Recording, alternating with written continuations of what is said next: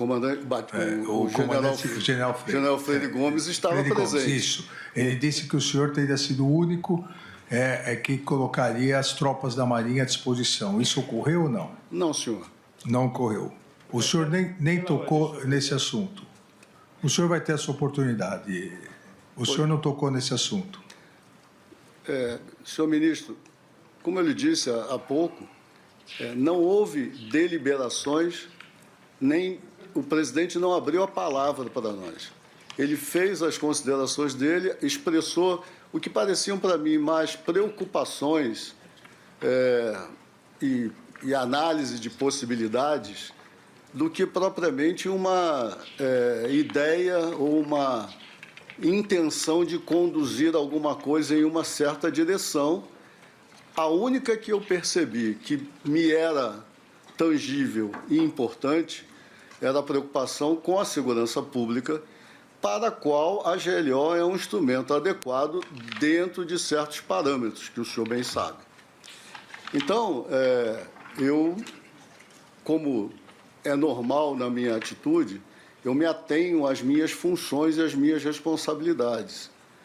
Faz parte às vezes, né, lendo alguns desses depoimentos, eu tenho certa dúvida de procedimentos, porque o senhor sabe que nós estamos tratando de militares. A Marinha é extremamente hierarquizada e nós seguimos bem à risca o Estatuto dos Militares. Então, eu não vejo espaço. O Estatuto dos Militares diz que a um subordinado é dado apenas o direito de pedir por escrito uma ordem que ele receba e considere flagrantemente ilegal. Então, até que isso aconteça, para mim, ilações, discussões, eu vi aqui coisas como conversa de bar. Eu era o comandante da Marinha, eu não era assessor político do presidente. E eu me ative ao meu papel institucional. O general Freire Gomes escolheu uma outra data e depois pediu o dia 26, e eu, olhando o calendário, Natal e tudo, eu reservei o dia 28 de dezembro. Disse, inclusive, isso ao almirantado, que é o órgão de assessoria do comandante da Marinha, os 4 estrelas, e ficou assim, planejado. Após um pouco mais de tempo, eu não sei precisar o senhor a data, até que o presidente eleito declarasse publicamente a escolha do comandante dele para o Exército, para a Marinha, para a Aeronáutica, enfim.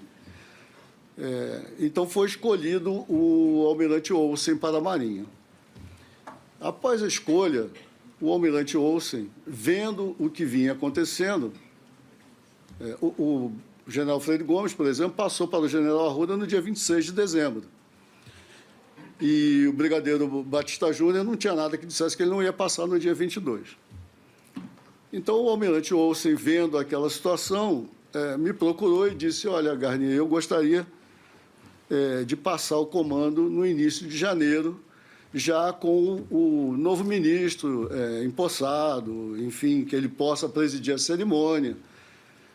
Eu entendi a posição dele, não queria criar embaraços ao novo comandante para que ele fizesse a cerimônia da forma como lhe aprovesse, mas eu disse a ele que eu tinha compromisso assumido com o ministério ao qual eu pertenci e com o qual eu ombreei durante todo esse tempo. E que, por esta razão, se ele realmente assim decidisse, eu não estaria presente. E aí, confesso ao senhor, isso não foi com alegria que eu disse isso a ele, porque nós temos cerimônias, tradições. O comandante da Marinha, quando se despede, ele tem direito a salva de canhões, tem direito a desembarque de lancha e tudo. E eu não tive nada disso. Eu havia programado toda a cerimônia no Arsenal de Marinha do Rio de Janeiro, não era nem aqui em Brasília, porque eu comecei a minha carreira na Marinha aos 10 anos de idade, na Escola de Aprendizes de Operários da Marinha, e eu queria, depois de 52 anos na Marinha, eu queria me despedir lá. Porém, fiz toda a passagem de comando institucional, como está previsto na Ordenança Geral para o Serviço da Armada. Passei todo o serviço ao almirante Olsen e à sua equipe. Mas a cerimônia, que é um ato bacana, interessante, mas é simbólico, eu não fui em respeito ao acordo que eu tinha me apalavrado com o ministro da Defesa e os outros comandantes. O brigadeiro Batista Júnior, por razões que eu desconheço, foi mudando a data de passagem dele e passou no dia 2 de janeiro de 2023. Então, essa é a razão. Eu agradeço ao senhor a oportunidade de esclarecer. Agradeço, almirante. Eu passo a palavra ao procurador.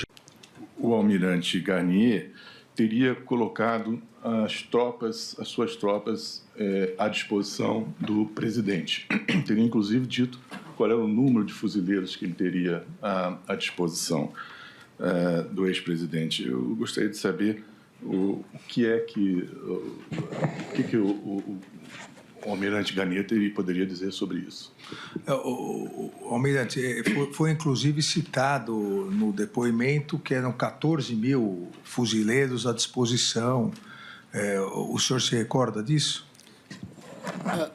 Com todo respeito, senhor ministro, eu creio que o doutor Gonê se refere a algo que disse o brigadeiro Batista Júnior, porque esse número 14 mil, se não me engano, eu li no depoimento que o brigadeiro... Não, é que depois nós perguntamos ao brigadeiro também, exato.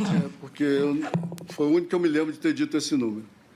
Bom, em primeiro lugar, e o número foi muito importante, porque eu estranhei de onde veio esse número. O Corpo de Fuzileiros Navais, ele tinha, no meu tempo de comando, 17 mil homens. Hoje ele tem cerca de 15.500, mais ou menos. E, portanto, me chamou a atenção, de onde vem 14 mil? E eu peguei o meu iPhone e digitei no Google quantos fuzileiros navais tem a Marinha do Brasil. E ele responde 14 mil. Então, acho que tem grandes equívocos aí.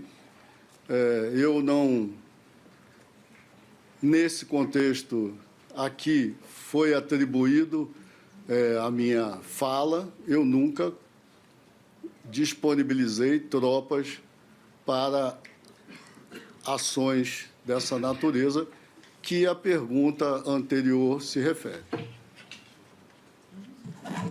Doutor Paulo. O general Freire Gomes menciona que na reunião do dia 7 de dezembro de 22, um assessor do presidente teria feito a leitura dos considerandos do ato que seria o ato de consubstanciação da quebra da normalidade constitucional. Eu gostaria de saber do almirante se ele se lembra quem era esse assessor que fez essa leitura. Por favor. O brigadeiro Batista Júnior diz que no dia 1º de novembro, ele, o senhor e mais o Freire Gomes, o general, não me recordo se o ministro, foram até o presidente da República dizendo que a conclusão dos senhores três é que não havia fraude nas eleições. O senhor confirma isso? Sim, senhor. O ministro certamente estava presente, até porque essa atividade era diretamente ligada a ele e nós o acompanhamos para ouvi-lo, né, apresentar ao presidente o resultado. Por intermédio de Vossa Excelência, eu perguntaria ao almirante Garnier se no dia 9 de novembro eles entregaram o relatório ao presidente que concluía que não havia fraude. Por favor, almirante. 9 de novembro. Eu não lembro exatamente da data, mas lembro que foi no início de novembro que nós entregamos o relatório ao presidente. Quer dizer, o ministro entregava e nós acompanhávamos por compormos a comissão.